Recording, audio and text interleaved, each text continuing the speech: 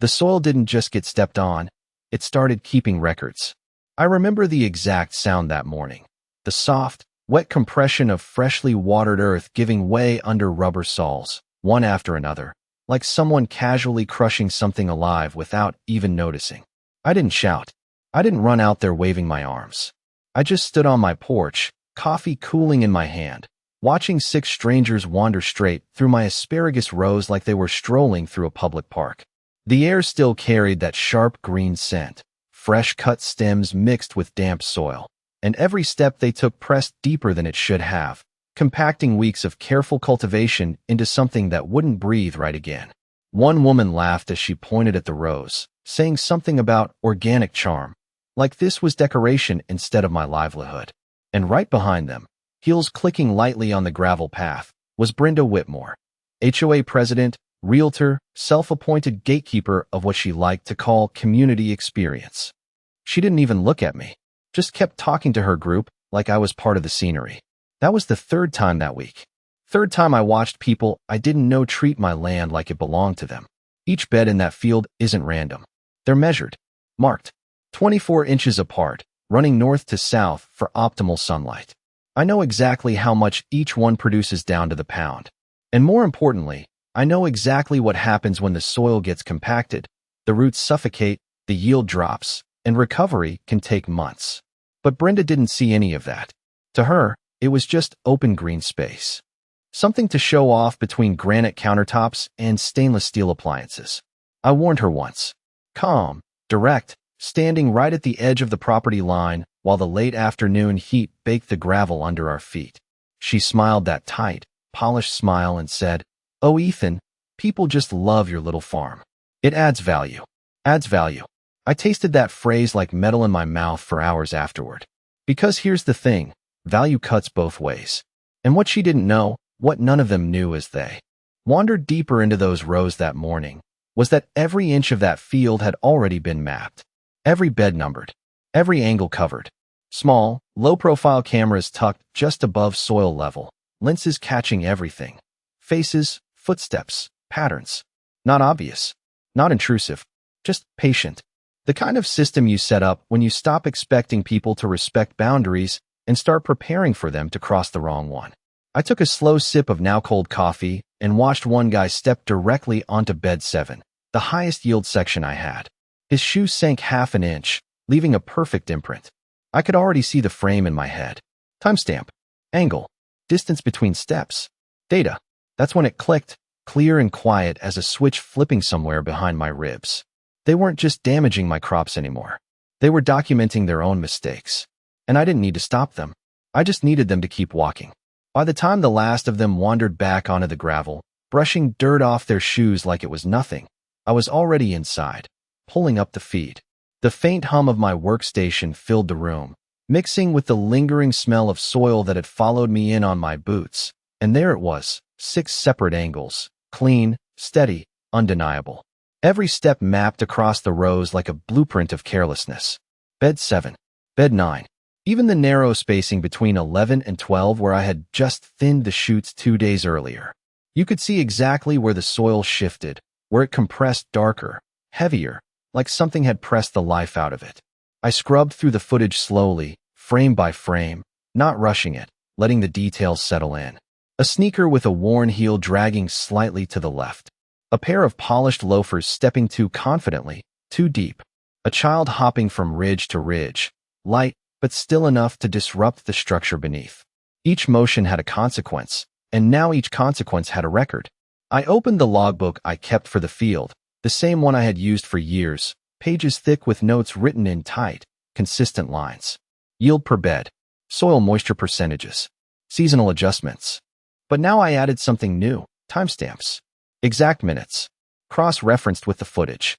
Bed 7, 10:32 in the morning, 6 distinct impacts. Estimated compression loss, 15% yield reduction over the next cycle.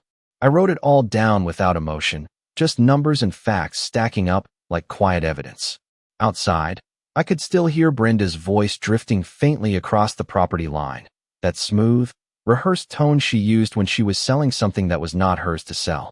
She was probably pointing at my rows again, calling them charming, rustic, a feature instead of a boundary. I zoomed in on one of the clips and froze it right at the moment her group crossed the invisible line where my land began. There was no hesitation, no glance for a sign, just assumption. That was the part that stayed with me, not the damage itself, but the certainty behind it. The belief that nothing would happen, that I would either not notice or not matter. I leaned back in my chair, the faint creak of the wood under me, and let that thought settle. Because this was no longer about a few damaged plants. This was a pattern. Repeated, predictable, almost scheduled. Late mornings. Weekends. Whenever she had potential buyers to impress. And patterns, once you see them clearly enough, become something you can work with. I pulled up the calendar on my screen and started aligning dates with footage, visits with damage, building something larger than a single incident. Not anger. Not reaction. Structure. The kind that holds up under scrutiny. The kind that does not need raised voices or confrontation. Just time, consistency, and proof. Outside, the wind moved lightly through the remaining rows, a soft rustling sound like the field was breathing again. And for the first time since this started, I did not feel the urge to step in and stop it. I just needed them to keep coming. By the end of that week, I could predict her schedule better than she could. Saturday mornings, just after 10, when the light hit the rows at an angle that made everything look greener than it really was. Sunday afternoons around 2, when the breeze picked up just enough to carry that fresh, earthy smell across the fence line and make it feel like something out of a brochure. I stopped reacting to the sound of gravel crunching in her direction and started timing it instead, watching the seconds tick down on the monitor before the first foot crossed over. It was almost mechanical. The same slow approach, the same slight pause at the edge like they were deciding whether they should, and then the same inevitable step forward. That hesitation told me everything I needed to know. They knew it was not theirs. They just assumed it did not matter. I began refining the system, adjusting camera angles by a few degrees to eliminate blind spots, lowering one unit near bed 9 so it could capture the depth of each footprint more clearly, adding a secondary timestamp overlay that synced with my field log down to the second. The technology itself was simple. What made it powerful was consistency. Every visit, every step, every impact recorded without interruption. Inside, my desk started to fill with printed stills. High-resolution frames pulled directly from the footage, each one labeled with date, time, and location within the field. I laid them out side by side, watching the pattern emerge not just across days, but across individuals. The same return visitors appearing again, following nearly identical paths, stepping in the same places like habit had replaced awareness. One man in particular stood out. Mid-50s, baseball cap, always trailing just behind Brenda as she talked. He favored the left side of the rows, consistently stepping into bed 7 as if it were part of the walkway. I measured the compression depth from his repeated steps and calculated the projected yield loss. It was no longer an estimate. It was a figure I could defend. Outside, the field was starting to show it. The texture of the soil had changed in those high-traffic areas, losing that loose, aerated feel and settling into something tighter, heavier. When I knelt down one evening, pressing my fingers into the surface, I could feel the resistance immediately. That was not just damage. That was a shift in structure, something that takes time to fix. I brushed the dirt from my hands and looked across the rows, following the invisible lines where people had decided to walk. Brenda's voice echoed faintly again in the distance, cheerful, confident, selling a version of reality that did not include consequences. I went back inside and opened a new document on my computer. Not a log this time, something more formal. I started organizing everything into sections. Dates aligned with footage. Footage aligned with physical impact. Impact translated into measurable loss. Each piece connected to the next, building something that did not rely on opinion or interpretation. Just facts, layered carefully, impossible to separate once assembled. I paused for a moment, the cursor blinking in the corner of the screen, and replayed one of the clips again. Brenda standing at the edge of my field, gesturing with an open hand like she was presenting a feature that came included. She smiled, and the group followed her lead without question. That was the moment I marked. Not because it was the worst damage, but because it was the clearest. The point where assumption turned into responsibility. And once that line is crossed, it does not matter how quiet the response is. It just has to be precise. The first time I put numbers on it, the room went completely quiet except for the faint ticking of the wall clock above my desk.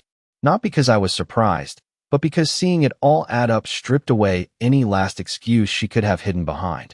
I lined up the footage from the past 3 weekends and ran the calculations again, slower this time, double-checking each entry like I was auditing my own patients. Bed 7 alone had taken 23 separate impacts across 9 visits. Each step compressed roughly a half-inch deeper than optimal soil structure, reducing oxygen flow to the roots by just enough to matter over time. I translated that into projected yield loss per square foot, then scaled it across the full bed length. 48 feet, 12 inches wide. The numbers did not exaggerate. They did not argue. They just sat there, clean and exact. I printed the summary and set it beside the still images, the paper warm in my hands, carrying that faint chemical scent of fresh ink. Outside, the late afternoon sun stretched long shadows across the rows, highlighting every subtle dip where the soil had been disturbed. You could see the difference if you knew where to look. The untouched beds held their shape, loose and even, while the damaged ones reflected light differently, slightly flattened, slightly darker. I stepped out and walked the perimeter slowly, boots pressing into gravel instead of soil, keeping the boundary clear even when no one else did. The air carried that familiar mix of cut grass and distant barbecue smoke from the neighborhood, normal life moving on like nothing was out of place. And then I heard it again. Tires on gravel. Voices following. Another group. Same timing. Same rhythm. I did not turn right away. I let them come into view exactly the way they always did, led by Brenda's confident stride, her voice already mid-sentence about unique outdoor features and natural charm. This time, I watched from a different angle, standing just far enough back that they did not notice me at first. One of the visitors hesitated at the edge, looking down at the rows, then up at Brenda. She waved a hand lightly, dismissing the boundary like it was a suggestion instead of a line. That was all it took. The first step landed, then another. The pattern repeated itself with almost perfect accuracy to the previous recordings. Same entry point, same drift toward the center beds, same slow widening as people spread out without thinking. I felt the weight of the data behind me, not as pressure, but as certainty. Every step they took now was not just damage. It was confirmation. I turned and walked back inside, closing the door gently behind me, sealing the outside noise into a low muffled hum. The monitors lit the room in a soft glow, each screen catching a different angle of the same moment unfolding. I watched as the system logged new timestamps automatically, each entry stacking neatly on top of the last. No gaps, no missed details. I opened the document again and added a new section at the bottom. Current incident, date, time, number of individuals, estimated additional impact. The cursor moved steadily. Across the page, each word placed with intention. This was no longer about proving that it happened. That part was already done. This was about showing exactly how often, how much, and who. I paused for a second and zoomed in on one frame where Brenda stood just outside the rows, perfectly clean, perfectly careful, letting everyone else step in ahead of her. That image said more than anything she could ever explain away. And for the first time since this started, I could feel the end of it taking shape, not as a confrontation, but as something far more controlled. Something that did not need to raise its voice to be heard. I stopped looking at it as a series of incidents and started treating it like a ledger.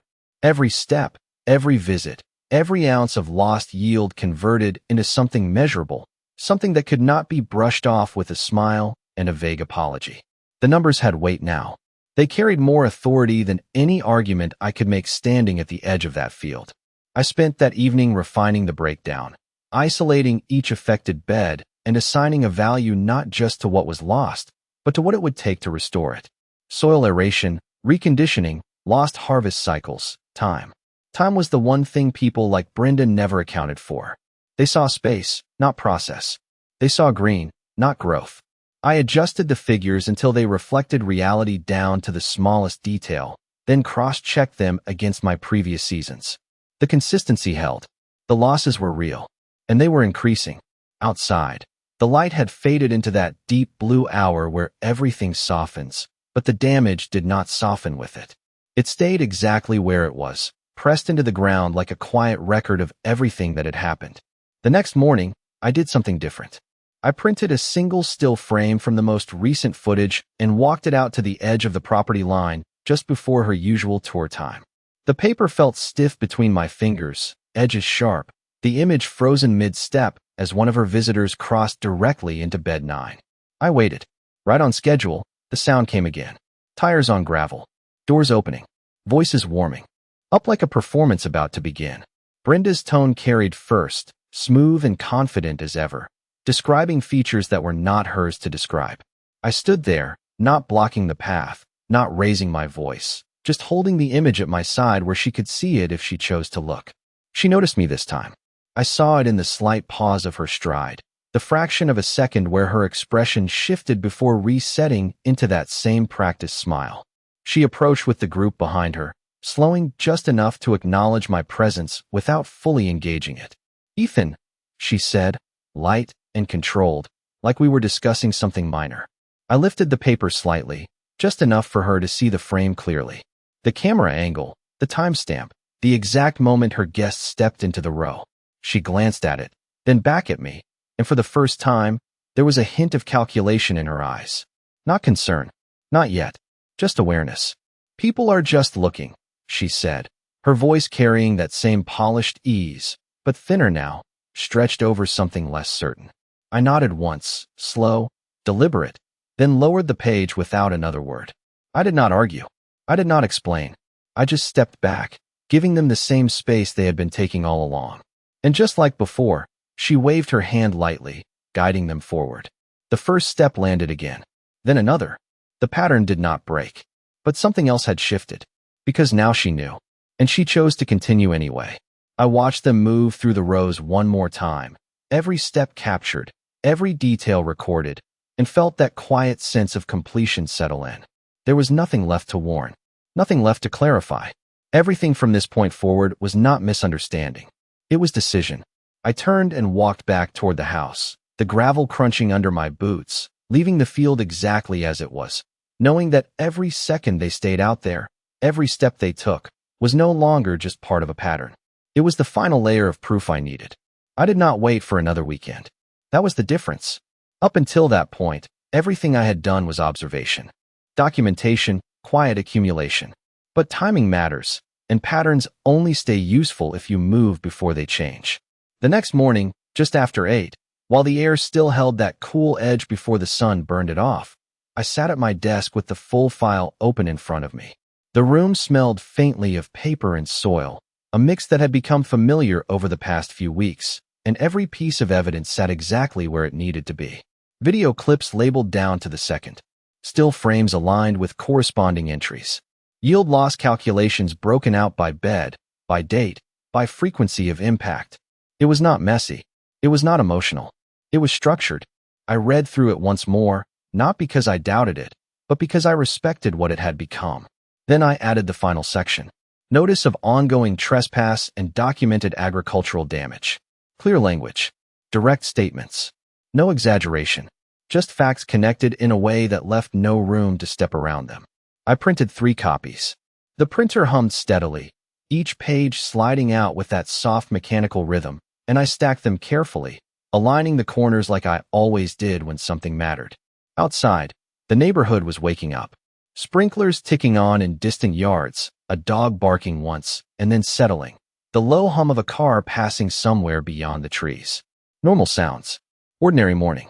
I took 1 copy and walked it to the HOA mailbox at the front entrance, the metal cool under my fingers as I lifted the lid and slid the envelope inside. Addressed properly. Dated. Logged. The second copy went to Brenda's front door. I did not knock. I placed it squarely in the center, where it could not be missed, the white paper standing out against the darker wood like a line drawn without saying a word. For a second, I caught my reflection in the glass beside it. Calm. Focused. Not angry. That part was gone. The third copy stayed with me. Back at the house, I set it beside the monitors and opened the live feed again. The field looked quiet, untouched for the moment, rows stretching clean and orderly under the growing light. But I knew that would not last. It never did. Around 10:15, right on cue, the first vehicle pulled in. Then another. Brenda stepped out, sunglasses on, posture straight, already in that mode where everything she said sounded like it belonged in a listing description. She walked up her path, paused at her door, and I watched the exact moment she saw the envelope. There was a shift, subtle but real. Her hand slowed before she picked it up. She opened it right there, flipping through the pages quickly at first, then slower as she reached the still images, the timestamps, the breakdown of losses. Even from the camera angle, I could see the change in her posture. Not dramatic, just tighter, more controlled. She looked up once, scanning toward the field, then back down at the paper. The group behind her waited, unsure, their conversation dropping into that low, uncertain murmur people use when something unexpected interrupts the script. She folded the pages once, precise, and turned toward them with a smile that came a fraction of a second too late. They started walking anyway. Of course they did. Habit does not break instantly. But this time, when they reached the edge of the rows, there was hesitation. Real hesitation. One person stopped completely. Another shifted their weight, looking from the ground to Brenda and back again. And for the first time since this started, she did not wave them forward right away. She stood there, holding that envelope, calculating. I watched it all from the screen, the quiet hum of the system filling the room, and understood exactly where things had changed. The field was still the same. The cameras were still recording. But now, every step they took was not just being captured. It was being taken with knowledge of what it meant. And that changes everything. She recovered faster than most people would have. That was the first thing I noticed. The hesitation lasted maybe 3 seconds, just long enough to register the weight of what she was holding. Then her posture straightened again, and that same polished tone slipped back into place like nothing had changed. "We will just admire from here," she said, light and controlled, her voice carrying across the space without losing its rhythm. But it was different now. Subtle, but unmistakable. The group shifted with her, forming a loose line along the edge of the gravel, no one stepping forward this time.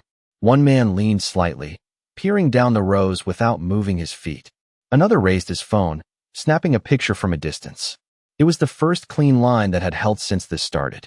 I watched it on the screen, the absence of movement standing out more than any damage ever had. No compression, no footprints, just the wind moving through the tops of the plants, a soft, steady motion that had nothing to fight against. But Brenda was not finished. I could see it in the way she held the envelope, fingers tightening just slightly at the edges, her thumb pressing into the fold as if she could flatten what was inside by force of will. She turned away from the group for a moment, stepping back toward her driveway, her expression dropping the second she thought no one was looking. The cameras caught that too. Every angle. The calculation was no longer theoretical. It was happening in real time. She made a call. I could not hear it, but I could read the shape of it in her posture, in the way she paced 2 short steps, and then stopped, in the sharp tilt of her head as she listened. This was the part most people never see. The moment where control slips just enough to reveal what is underneath it. She came back to the group a minute later, smile reset, voice steady again, and guided them away from the field entirely. Different route, different script. The pattern broke right there.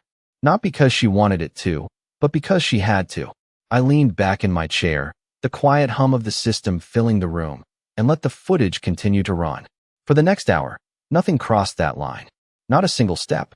The rows held their shape, the soil untouched, the structure intact. It felt different, not louder or more dramatic, just settled, like something that had finally been acknowledged for what it was. Around noon, a second vehicle pulled in. Smaller group this time. Same routine at first. Greeting, gesture, movement toward the field. But when they reached the edge, Brenda stopped them before they even had a chance to hesitate. Her hand lifted slightly, not dismissive this time, but directive. Stay here. And they did. No one questioned it. No one tested it. The line held again. I opened the log and entered a new note. 0 entry. 0 impact. First occurrence. It looked almost strange on the page after everything that came before it. Clean. Empty in the best possible way. I saved the file and glanced back at the screen just as Brenda folded the envelope again, slower this time, more deliberate, and placed it into her bag. She did not throw it away. She did not ignore it. She kept it.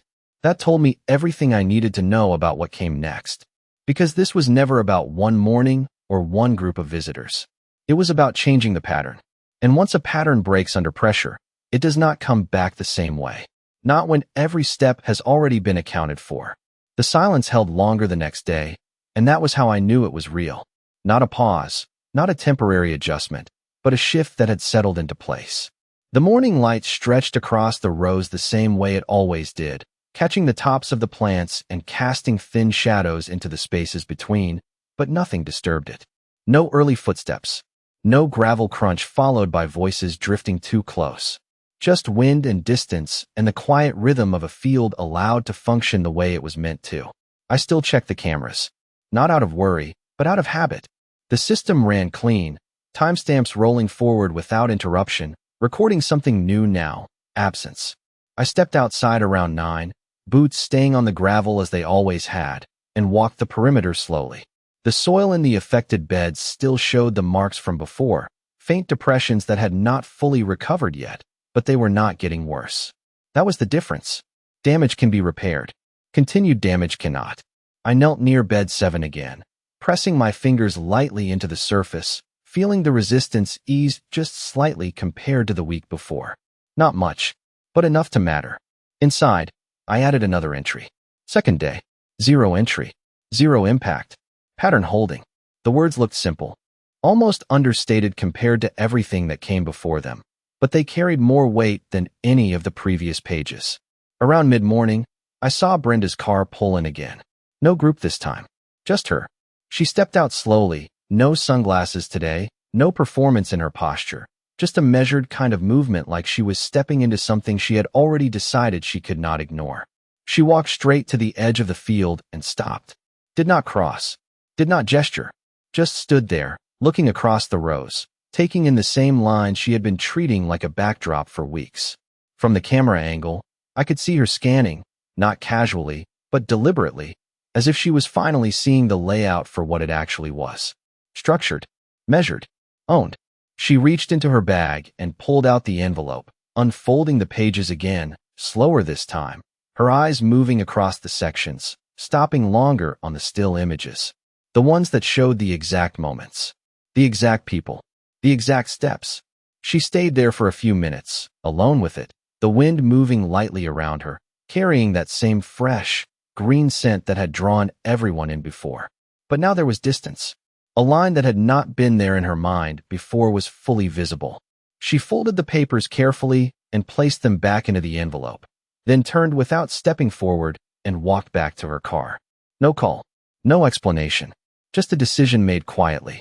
I watched her leave, the sound of her tires fading down the road, and felt that same steady certainty settle in again. The system kept running. The field kept holding. And for the first time since this started, nothing new needed to be added to the file except confirmation that it had worked.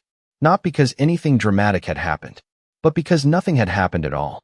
And sometimes, that is the clearest sign that everything has changed. 3 weeks later, the field did not just look better, it felt different.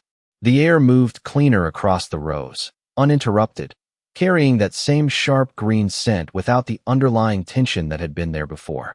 I walked the perimeter the same way I always did, boots steady on gravel, eyes scanning each bed out of habit, but the patterns had shifted completely. Bed 7 was recovering. Slowly, but visibly. The soil had loosened just enough that when I pressed my hand into it, there was give again, a subtle return of structure that told me the roots underneath were breathing the way they should. I updated the log one more time, adding recovery estimates next to the original damage entries, closing the loop that had started with those first footprints. The file was complete now, not because it ended abruptly, but because it reached its natural conclusion. Cause, effect, correction. Every part accounted for. Around midday, I noticed a small sign at the front entrance of the neighborhood. Simple, clean, placed at eye level where no one could miss it. Private property beyond this point. No branding, no decoration, just a clear line stated in plain language. It was not there before. I did not put it there, but it was there now. I stood for a moment, looking at it from a distance, the sunlight catching the edges of the lettering, and understood exactly what it represented. Not an apology, not an admission, just recognition. The kind that comes quietly when there is nothing left to argue against. Later that afternoon, another car pulled in. A couple stepped out, walking slowly along the entrance path, glancing toward the field the same way others had before. But this time, they stopped at the sign. Read it, looked across the rows, and stayed where they were. No hesitation, no confusion, just a boundary understood the first time it was seen. I watched it all from the same screen that had captured everything else, the steady hum of the system now recording something far simpler. Compliance. I closed the file on my desk, sliding the pages into a folder and setting it aside, not as something to keep open, but as something finished. There was no need to send anything further. No need to follow up. The change had already taken hold where it mattered. Outside, the wind moved again through the asparagus, a soft, even sound that did not break or shift, just flowed. I stepped out onto the porch, the wood warm under my feet, and looked across the field without checking angles or timestamps or impact zones. Just rows, clean lines, space where space belonged. Brenda's house sat quiet across the way, no movement near the edge, no voices carrying across the boundary that had finally become real. And that was the thing most people never understand about situations like this. It is not about the moment you push back. It is about the moment the other side realizes there is nothing left to push against. I took a slow breath, the air steady, grounded, and let it settle. Because in the end, nothing dramatic had to happen. No confrontation, no raised voices, just patience, structure, and proof laid out clearly enough that the outcome could only go one way. The field did not need to defend itself anymore. It just needed to be left alone. And now, finally, it was.